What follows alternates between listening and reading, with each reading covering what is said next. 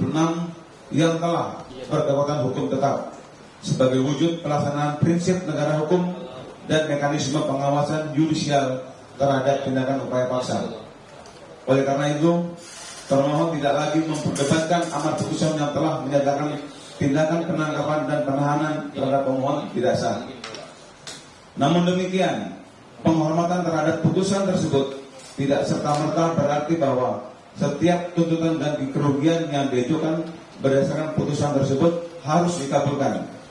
Perkara aku bukan lagi memeriksa sah atau tidaknya penangkapan dan penahanan, melainkan menilai apakah telah terpenuhi seluruh syarat hukum untuk dibebankan ganti kerugian negara kepada negara, termasuk adanya kerugian yang nyata, hubungan kausal antara tindakan penyidik dengan kerugian yang didalilkan, serta kewajaran besaran ganti kerugian yang dimohonkan. Bahwa berdasarkan pertimbangan hukum putusan pra-peradilan 99/2006, hakim telah menyatakan secara formil penangkapan terpenuhi. Dengan demikian pula terhadap tindakan penahanan, hakim secara tegas menyatakan bahwa secara formil, syarat material dan syarat objektif telah terpenuhi. Sedangkan yang dinilai tidak terpenuhi hanyalah syarat subjektif penahanan serta urgensi penggunaan upaya paksa dalam keadaan konkret perkara tersebut. Dengan demikian, putusan tersebut tidak menyatakan bahwa termohon bertindak tanpa kewenangan atau tanpa dasar hukum, melainkan merupakan penilaian yudisial terhadap penggunaan kewenangan penyidik dalam perkara konkret. Bahwa kewenangan penyidik untuk melakukan tindakan penyidikan diberikan secara langsung oleh Undang-Undang Nomor 8 Tahun 91 tentang Hukum Acara Pidana, termasuk kewenangan melakukan tindakan lain menurut hukum yang bertanggung jawab sebagaimana diatur dalam pasal 7 ayat 1 huruf J KUHP. Di samping itu, penyidik juga dibebani kewajiban hukum untuk menyelesaikan proses penyidikan sampai dengan penyerahan tersangka dan barang bukti kepada penuntut umum sebagaimana diatur dalam pasal 8 ayat 3 KUHP. Oleh karena itu, tindakan termohon pada hakikatnya dilakukan dengan pelaksanaan kewenangan dan kewajiban yang diberikan oleh undang-undang dalam rangka penyelesaian proses penyidikan. Bahwa oleh sebab itu, penilaian hakim pra-peradilan mengenai tidak terpenuhinya urgensi penangkapan maupun syarat subjektif penahanan tidak dapat dimaknai bahwa tindakan termohon sejak semula dilakukan tanpa dasar hukum atau di luar kewenangan yang diberikan oleh undang-undang. Putusan tersebut merupakan koreksi yudisial terhadap penggunaan kewenangan penyidik dalam keadaan konkret, bukan pengingkaran terhadap keberadaan kewenangan hukum yang dimiliki penyidik berdasarkan KUHP. Dengan demikian, adanya putusan pra-peradilan yang telah menyatakan penangkapan dan penahanan tidak sah tidak serta-merta mengakibatkan pemohon berhak memperoleh ganti rugi kerugian sebagaimana dimohonkan. Pemohon ganti rugi kerugian tetap harus dinilai secara tersendiri berdasarkan aturan hukum yang berlaku dengan memperhatikan pembuktian mengenai adanya kerugian yang nyata, hubungan sebab akibat antara tindakan termohon dengan kerugian yang didalilkan, serta kewajaran beserta besar ganti kerugian menurut atas kepatutan, proporsionalitas, dan keadilan. Berdasarkan seluruh yang tersebut di atas, termohon memohon agar pengadilan memeriksa dan menilai permohonan ganti kerugian ini secara cermat, objektif, dan proporsional, dengan tidak semata-mata berdasarkan penilaian pada adanya putusan pra-peradilan nomor 99/2006, melainkan juga pada terpenuhi atau tidak terpenuhinya seluruh unsur hukum yang menjadi dasar pembebanan ganti kerugian menurut peraturan perundang-undangan yang berlaku. B. Ketentuan hukum dianggap dibacakan, selanjutnya dilanjutkan oleh teman saya. Terima kasih, mohon izin yang mulia, kami lanjutkan ke huruf C, langsung ke huruf C, fakta-fakta hukum. Kami mengambil saja nomor 9 dan 10, yang lain yang dibacakan. Kami langsung ke nomor 9. Bahwa sebelum dilakukan penempatan di rumah tahanan, termohon terlebih dahulu melakukan pemeriksaan kesehatan terhadap pemohon melalui Didokes Polda Metro Jaya. Selanjutnya, termohon kembali melakukan pemeriksaan terhadap tersangka, pemohon, dan membawa pemohon ke Rumah Sakit Polri Kramat Jati pada tanggal 19 Juni 2026 untuk dilakukan pemeriksaan kesehatan secara menyeluruh oleh tim dokter yang membidangi. Selanjutnya, diketahui dari hasil pemeriksaan kesehatan tersebut dan berdasarkan hasil rekam medis pemohon, dinyatakan bahwa terhadap pemohon perlu dilakukan rawat inap. Kemudian, pemohon menjalani perawatan inap sesuai rekomendasi dokter. Setelah kondisi kesehatan pemohon dinyatakan memungkinkan untuk melanjutkan proses hukum, termohon pada tanggal 22 Juni 2026 menjemput pemohon dari Rumah Sakit Polri Kramat Jati dan melanjutkan proses penyidikan sesuai ketentuan yang berlaku. Bahwa setelah seluruh persyaratan administrasi penyidikan, tersangka dan barang bukti dinyatakan siap, maka pada tanggal 22 Juni 2026 termohon menyerahkan tanggung jawab atas tersangka beserta barang bukti kepada penuntut umum atau tahap kedua sebagaimana diperintahkan dalam pasal 8 ayat 3 huruf B Undang-Undang Nomor 8 Tahun 1981 tentang hukum acara pidana. Kami langsung ke huruf D. Jawaban termohon. 1. Bantahan terhadap dalil pemohon, bahwa termohon menolak dengan tegas seluruh permohonan pemohon dengan mengajukan jawaban sebagai berikut. 1. Upaya paksa yang dilakukan termohon merupakan kewenangan yang diberikan undang-undang. Bahwa termohon menghormati putusan pra-peradilan yang telah berkekuatan hukum tetap sebagai bentuk pengawasan yudisial terhadap pelaksanaan upaya paksa. Namun demikian, putusan tersebut tidak serta-merta menghapus fakta bahwa seluruh tindakan termohon dilakukan dalam pelaksanaan kewenangan dan kewajiban yang diberikan oleh undang-undang. Bahwa berdasarkan pasal 8 ayat 3 KUHP, penyidik berkewajiban menyelesaikan proses penyidikan, termasuk penyerahan tersangka dan barang bukti kepada penuntut umum.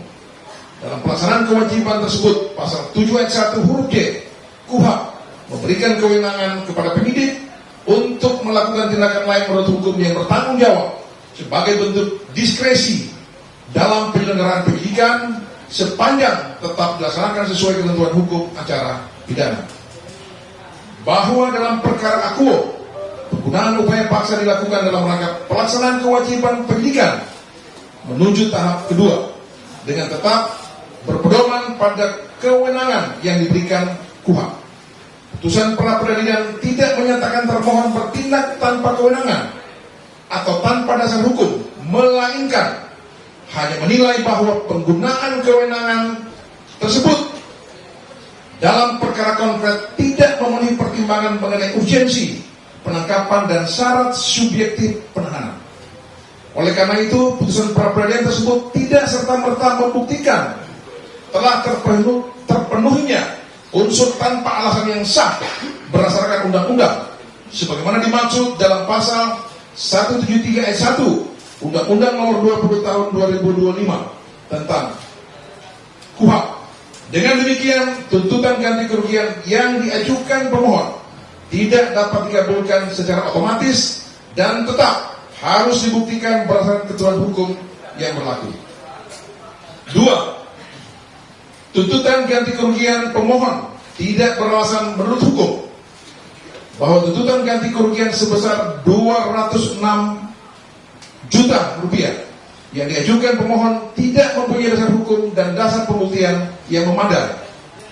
Bahwa sekalipun pemohon mengajukan bukti berupa kwitansi atau bukti pembayaran atas sejumlah pengeluaran, bukti tersebut hanya membuktikan telah terjadinya pengeluaran sejumlah uang, namun tidak serta-merta membuktikan bahwa seluruh pengeluaran tersebut merupakan kerugian yang timbul sebagai akibat langsung kausal verbal dari tindakan termohon, dan karenanya wajib dibebankan kepada negara sebagai ganti kerugian.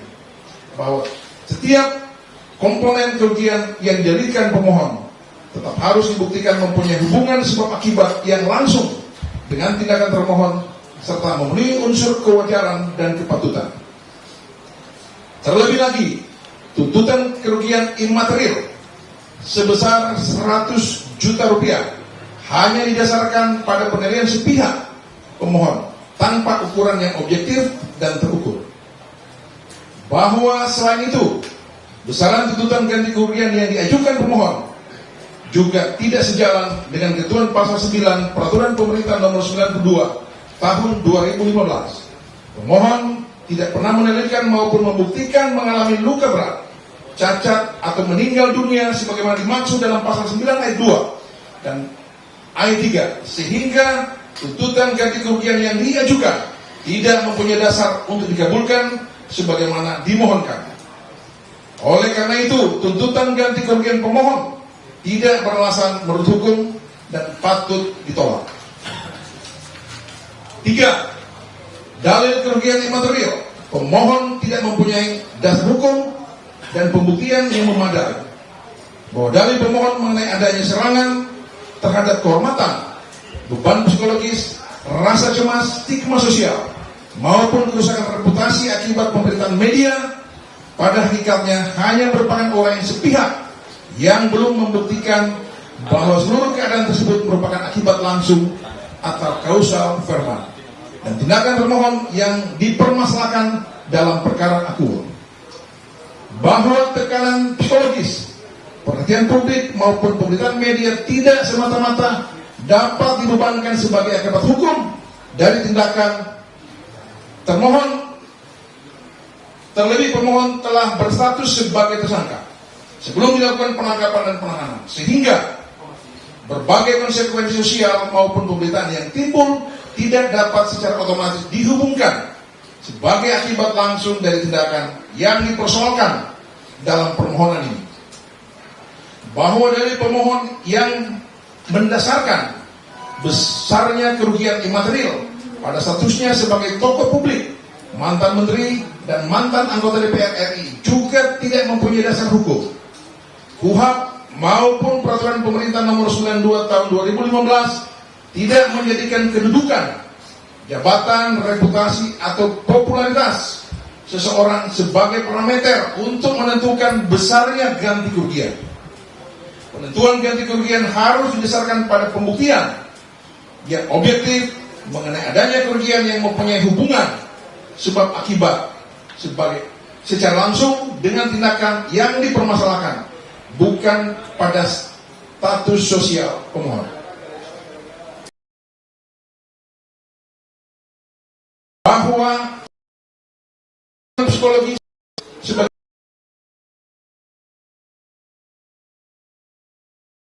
maupun pembuktian menunjukkan bahwa gangguan tersebut secara langsung ditimbulkan. Tuntutan kerugian imaterial sebesar 100 juta rupiah semata-mata merupakan penilaian sepihak pemohon yang tidak mempunyai dasar pembuktian yang memadai untuk dibebankan kepada negara. Berdasarkan uraian tersebut, dalil pemohon mengenai kerugian imaterial tidak beralasan menurut hukum dan oleh karenanya patut untuk ditolak. Mohon izin yang mulia kami berkenan lanjutkan oleh rekan. Mohon izin kami lanjutkan yang mulia. 4. Kerugian yang didalilkan pemohon tidak memiliki hubungan sebab akibat secara langsung dengan tindakan termohon. Bahwa termohon menghormati putusan pra-peradilan yang telah menyatakan tindakan penangkapan dan penahanan terhadap pemohon tidak sah. Namun demikian, putusan tersebut tidak serta-merta membuktikan bahwa seluruh kerugian material maupun imaterial yang didalilkan oleh pemohon merupakan akibat langsung dari tindakan termohon. Bahwa dalam perkara tuntutan ganti kerugian, pemohon tetap dibebani kewajiban untuk membuktikan adanya hubungan sebab akibat yang nyata dan langsung, kausal verbal, antara tindakan yang dinyatakan tidak sah dengan setiap kerugian yang dimohonkan. Oleh karena itu, tidak setiap pengeluaran, penderitaan, ataupun konsekuensi yang dialami oleh pemohon dapat secara otomatis dibebankan sebagai tanggung jawab negara. Bahwa berdasarkan fakta yang tidak terbantahkan selama periode 19 Juni 2026 sampai dengan 22 Juni 2026, pemohon tidak seluruhnya ditempatkan di rumah tahanan negara. melainkan menjalani perawatan di Rumah Sakit Polri Kramat Jati atas pertimbangan medis demi menjamin keselamatan dan kesehatan pemohon. Keadaan tersebut menunjukkan bahwa tindakan termohon selama periode dimaksud juga diarahkan pada pemenuhan hak atas pelayanan kesehatan pemohon, sehingga tidak tepat apabila seluruh kondisi yang dialami pemohon selama kurun waktu tersebut dipersamakan sebagai akibat penahanan yang menimbulkan kerugian sebagaimana didalilkan. Bahwa dengan demikian pula terhadap dalil kerugian imaterial berupa tekanan psikologis, rasa cemas, stigma sosial maupun penurunan reputasi pemohon tidak dapat serta-merta mengaitkannya sebagai akibat langsung dari tindakan termohon. Keadaan tersebut dapat dipengaruhi oleh berbagai faktor, antara lain proses hukum yang sedang berjalan, status pemohon sebagai tersangka, maupun pemberitaan media yang berada di luar kendali termohon. Oleh karena itu, tanpa adanya pembuktian yang objektif mengenai hubungan sebab akibat yang langsung, dalil tersebut tidak mempunyai dasar hukum yang cukup untuk dibebankan sebagai ganti kerugian kepada negara. Bahwa dengan demikian, tuntutan ganti kerugian yang diajukan oleh pemohon tidak memenuhi unsur hubungan sebab akibat secara langsung, direct causal link, antara tindakan termohon dengan seluruh kerugian yang didalilkan, sehingga tidak mempunyai dasar hukum untuk dikabulkan. 5. Biaya jasa advokat bukan merupakan komponen ganti kerugian yang menjadi beban negara.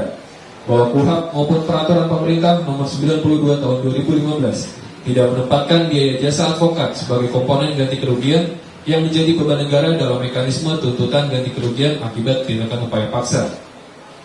Bahwa biaya jasa advokat yang dikeluarkan pemohon lahir dari hubungan hukum keperdataan antara pemohon dengan advokat yang dipilihnya berdasarkan kesepakatan para pihak. Hubungan hukum tersebut bersifat kontraktual dan mengikat para pihak yang membuatnya, sehingga tidak serta-merta menimbulkan kewajiban bagi negara untuk menanggung atau mengganti biaya yang timbul dari perjanjian tersebut.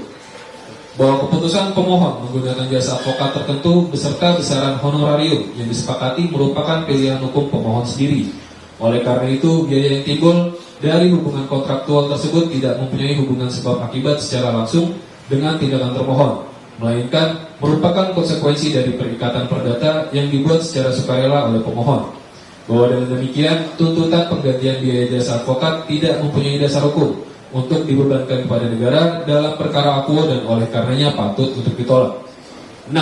Dalil hilangnya pendapatan dari channel podcast tidak memenuhi unsur kerugian yang nyata dan terbukti. Bahwa dalil pemohon mengenai hilangnya pendapatan dari channel podcast tidak mempunyai dasar pembuktian yang memadai, karena hanya didasarkan pada perkiraan atau potensi penghasilan yang menurut sifatnya belum pasti akan diterima.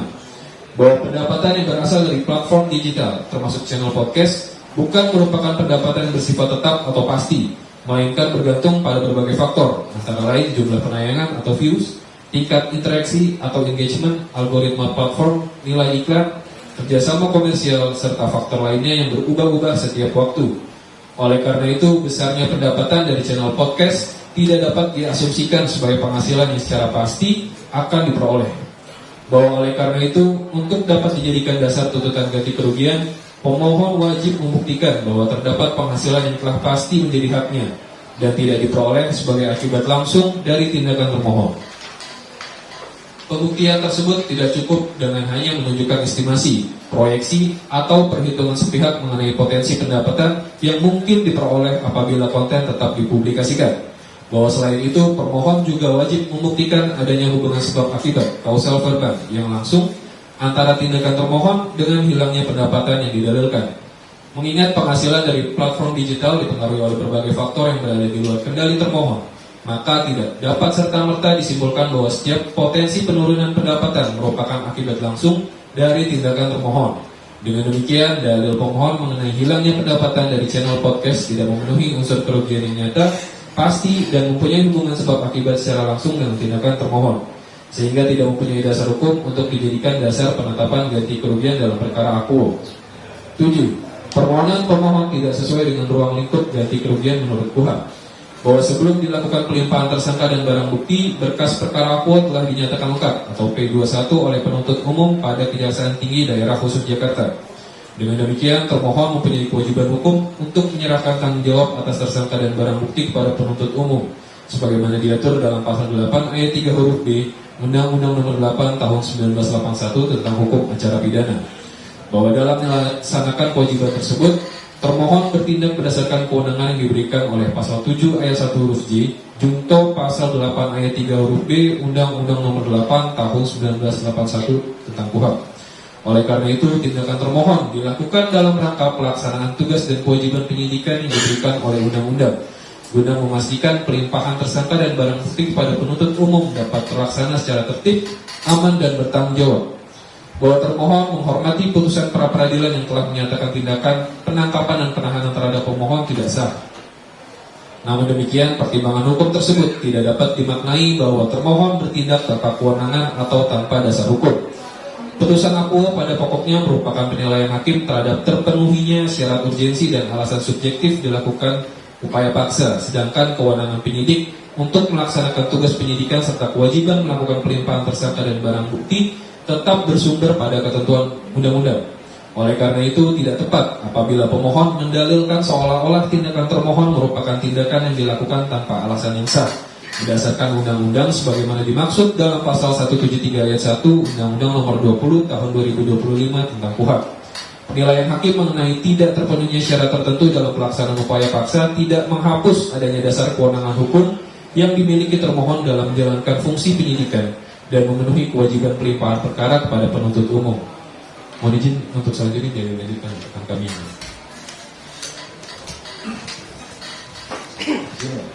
Kami lanjutkan. Bantahan terhadap petitum pemohon.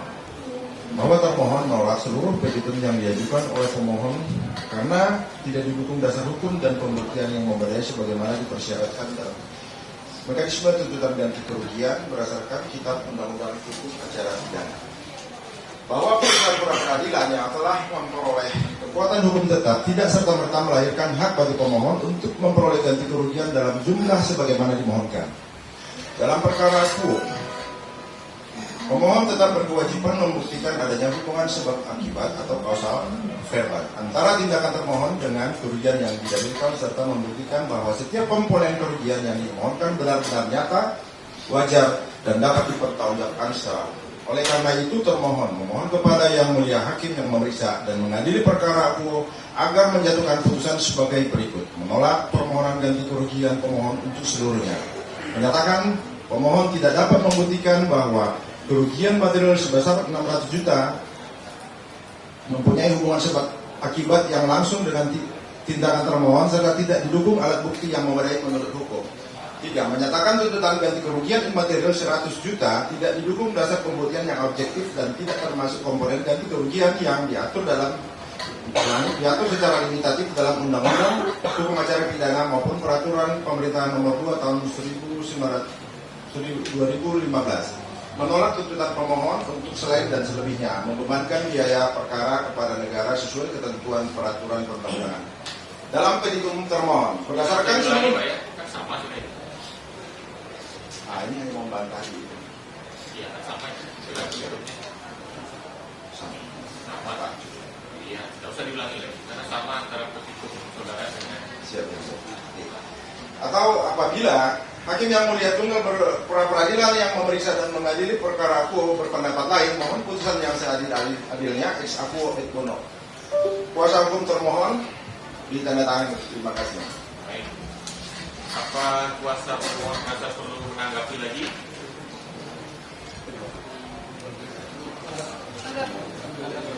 Perlu.